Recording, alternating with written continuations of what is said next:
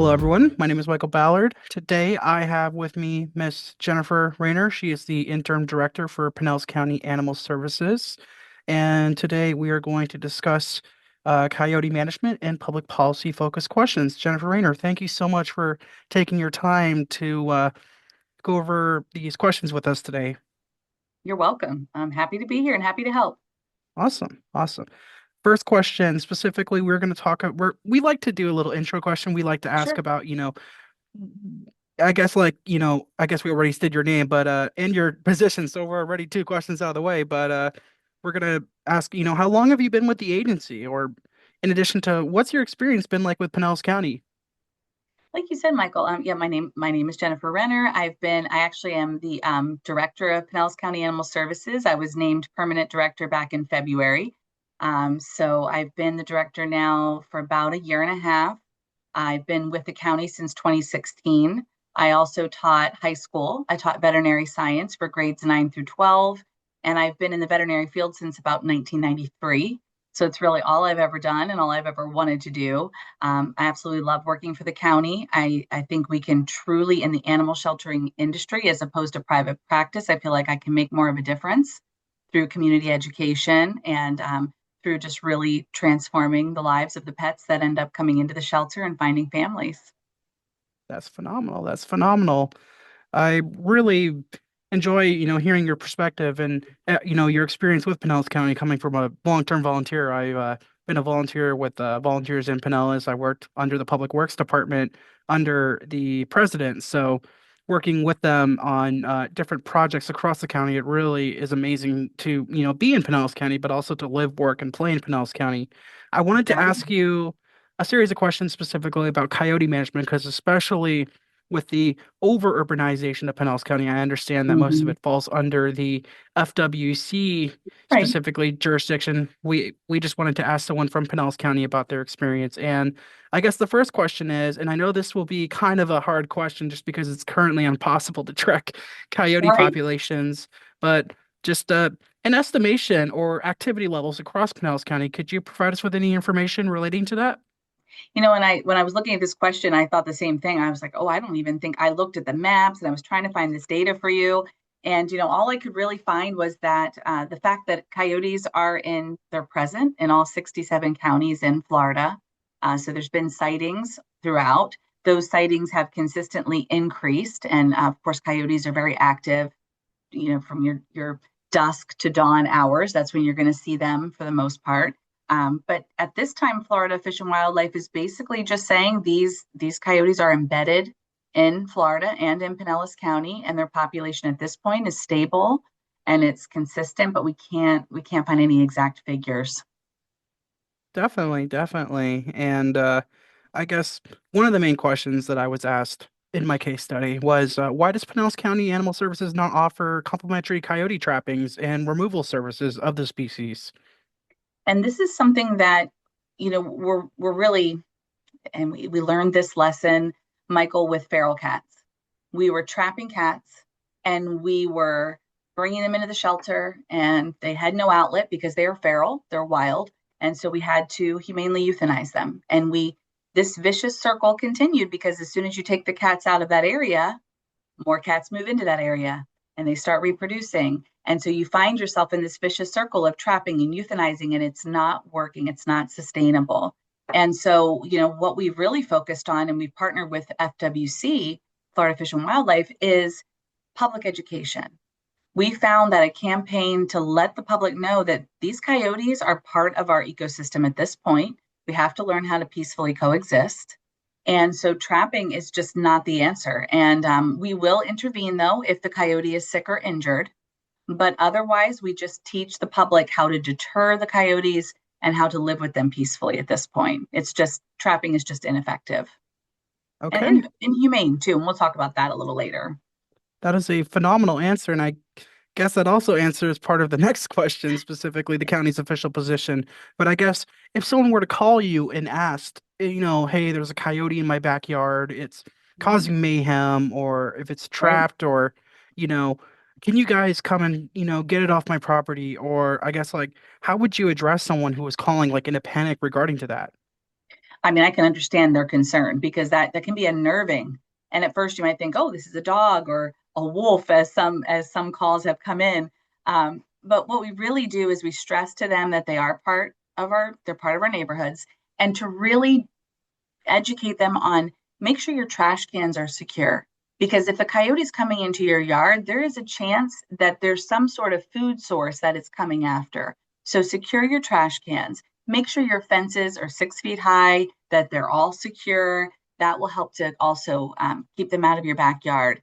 Um, so reducing the attractants, making sure you keep your cats indoors because we have found that coyotes will hunt cats. They do eat a lot of our small mammals like rabbits, but they're great for rodent control too. They'll pretty much eat just about anything. So really just educating them, but then we'll give them the contact for Florida Fish and Wildlife. So if they're concerned and they need additional support, the Florida Fish and Wildlife crew is very good at educating as well. Okay. And I guess moving onwards to intergovernment coordination, because you mentioned, the Florida Fish and Wildlife Conservation, Mhm. are there any specific FWC regulations or county ordinances? I know that the city of St. Petersburg has some ordinances when it comes to at least like firing off weapons, so people can't, Yep, fire their weapons at coyotes, especially if they get in their backyards. But there's also been a recent regulation regarding the stand your ground law when it comes to taking out a dangerous animal, at least with Florida in 2024. So I was wondering, sure. if there was any regulations that could limit what could be done when protecting yourself from coyotes. That is true, and you're right. There's of course the no discharging of a firearm in Pinellas County, so you can't shoot at coyotes. We can't illegally trap them, so you have to be a legal trapper if you're going to attempt that. But if you trap a coyote or and certain other wildlife too, you're not able to release them in other areas. So really, the only option at that point would be humane euthanasia. Um, so as far as that goes, you have to follow state law regarding and county law regarding the firearms. You can't illegally trap them. So you really need to reach out to Florida Fish and Wildlife. And if the coyote is not sick, it's not showing like signs or symptoms of something like rabies that you're concerned about or mange. So if it's not sick and it's not injured, your best bet is just to make a lot of noise. And they call that hazing. When you're jumping around, you scream, you yell, that'll deter them. Most times the coyote's going to run away. And if it doesn't and it starts trying to attack you, you may have to defend yourself. Okay. And I guess this is going to move towards the interagency collaboration. How does Pinellas County Animal Services coordinate with other local and state agencies when coyotes related issues arrive? I know that at least this year, earlier in April, there was an issue in northern Florida. I don't know the municipality, but there was a rabid coyote that attacked at least four people and injured them, and it definitely caused a scare in that community. And a lot of people are wondering if an issue were like that were to arise, how would you, I guess, collaborate or make sure that that doesn't happen or even addressing the issue? That is something certainly that we have to monitor very closely. There have been incidents of rabid cats in Hillsborough County that were on our radar too, and so we're always monitoring. And when we have like for instance, a sick or injured raccoon comes in, and if it's showing signs or symptoms that could be rabies, we're going to send that raccoon off to the state and they're going to test it. We need to stay on top of that from a public health perspective. And so if we do end up with a positive case of rabies, then the county will start following much more strict rabies vaccine um, guidelines, where at one point when we had rabies in the county with raccoons, we ended up going to a 1 year rabies vaccine program for all animals. So we no longer allowed the 3 year rabies vaccine, and that was to protect public health. So that's one of those measures that you can do to be sure that rabies is contained. If there is a rabid coyote that is trying to attack residents, then we will coordinate with FWC and our officers, and we will contain the animal to the best of our ability, humanely euthanize, and send the animal off to the state for testing. And make sure we get the education out there. Be on the lookout for this. We found a positive case, and here's what you need to do to avoid contact with a coyote. Coyote attacks in this county, thankfully, we haven't, knock on wood, haven't heard of any in a long, long time. Okay. And I guess also, this moves on to the policy rationale, which a lot of people are going to ask, when it comes to releasing coyotes. And you did mention that it is harmful. However, a lot of people are going to want more information specifically. Why is the relocation of coyotes generally considered an ineffective or even harmful management strategy? Like I said earlier, Michael, it's ineffective because when you take the coyotes out of their territory, more coyotes are just going to move in. So you're going to have basically they're very territorial. There are limited resources, so they're going to defend their territory and they're going to keep other coyotes out. And so if you take those coyotes away, more will then, of course, naturally move in. And also it puts pressure on coyotes to reproduce more when you remove them from the area. So then they start increasing their litter size and you have this rebound that happens very quickly. That happens with feral cats too. So we've seen evidence of that in the cats. And the other reason that we don't recommend trapping or relocating and why it's something the FWC has made illegal as far as relocating them is most of those coyotes are going to end up dying. Their mortality rate goes sky high when you relocate them because they're injured. They're most likely hit by a car as they're trying to get back home. They have territory conflicts with other coyotes. So you have, obviously these limited resources. Those coyotes are defending their territory. You bring more in and they're going to get attacked and killed. um, it's they just can't, and you take them away too potentially from their pack, and they just can't adapt, and they can't find resources on their own, and they can't find a new pack. So it really is both inhumane and ineffective to continue trapping and removing them and relocating them. Okay. And I guess we also want to ask, are there examples from other counties or even states across the United States that illustrate successful coexistence or management practices for coyotes? Did a little research on this too. Found Colorado, California, Oregon, Illinois, just to name a few, have really focused on coexistence management, is what their term for that is, and that's really what we already talked about, that community education part that's so important. And by doing that, they've successfully reported a decline in any kind of coyote conflicts, and really haven't seen much of an issue, similar to Pinellas County with our education campaign. That's a phenomenal answer. I'm actually originally from California, so that's kind of my home Nice. state. Yeah, yeah, I did. I had to do a little research, but it looks like they're very proactive. That's amazing. And also, moving onwards to the legal framework, based on your experience, how well do existing county ordinances address wildlife concerns such as feeding, trapping, or nuisance behaviors in coyotes and other wildlife? I think we actually do a great job because one of the main things Pinellas County Ordinance does is it cuts down on the time that, for instance, we have, again, feral cats. I keep going back to this because we do have quite a robust TNVR program. We have feral cat colony caretakers out there who take care of all the feral cats. And one part of that is they feed them, of course. And by leaving the food down, that's going to attract coyotes. That's one of those attractants that we don't want because it's going to bring more coyotes to that area. It's going to then increase their population and, of course, increase conflicts and the potential for them to come in contact with people. So, in our ordinance, what we've done is we've reduced and restricted the ability to leave food down. You have to elevate where you place the food, and you can only leave it down for a 3 hour maximum time period. And what that does is just really cuts out the chance of wildlife coming in, eating that food and having those conflicts. So that's one of the really important ordinance changes we made that I think has made a very good impact on this. Very interesting. Are We'd also like to ask, are there any upcoming updates or changes to local ordinances related to the management of coyotes or other wildlife species? We just don't have, and I should knock on wood again, Michael, but we just don't have a whole lot of reports or conflicts or issues at this time. So it is not something that's on our agenda. But the BCC, the Board of County Commissioners, continuously reviews public commentary, and if it's something that does start to increase, or we see any kind of changes, or like you said, if there's a rabies outbreak or anything like that, it is something that we can certainly look at and change. Okay. And I guess nearly finalizing this, how do you balance public concern and safety with the county's responsibility to protect native wildlife, especially when there's a coyote outbreak and you see Mhm. especially groups on social media that are reporting there's a coyote in my neighborhood.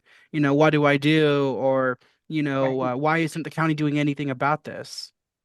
Yes, and that just all goes back to education. And we have to remind the public that we take our mission seriously. We are balancing, it's a balancing act. Public health, public safety, and animal welfare. And we have to balance that, the state law also that governs us, and FWC's rules and ethics. We have to make sure, like we talked about with trapping, that we're not doing something that's inhumane and completely ineffective, and that's just wasting resources and hurting animals potentially. But at the same time, we also have to make sure that we are pushing for, our licensing campaigns for pets to make sure that their rabies vaccines are up to date, and pushing for responsible pet ownership, which really goes hand in hand with protecting the public from something like rabies that could be that potential future implication. But I think the county is doing a fantastic job. We partner up, our officers partner up with FWC. We go to speaking events. We really help to get the education out there to promote that peaceful coexistence, and emphasize too that the coyotes do play a role in the ecosystem. They're embedded in our ecosystem. They do have a purpose. They keep the rodents down. They do, even some of our small mammals like the rabbit populations, things like that, which will help to preserve some of our plant species and things that they might end up um, devastating too, because if your rabbit population increases, then that could potentially cause another issue and so forth. So you really want to just emphasize that ecological role and how important every species is in our ecosystem. And that's all through, like we talked about, effective deterrence. Keep your trash, out of sight, keep it contained, keep your pets indoors, keep them supervised. And really just report to us when you see a sick or injured coyote so that we can, again, find the most humane outcome for all animals.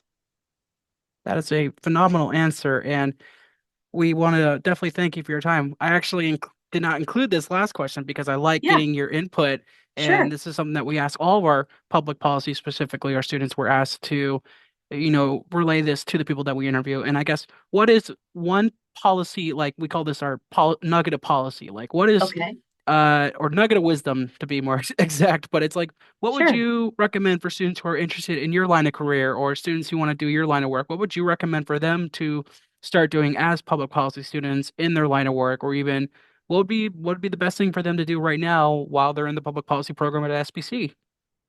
Michael, that is such a fantastic question. And I would, you're already part of our volunteers in Pinellas program. So you know how important volunteers are to Pinellas County. And we just can't say enough wonderful things about the contributions that you make.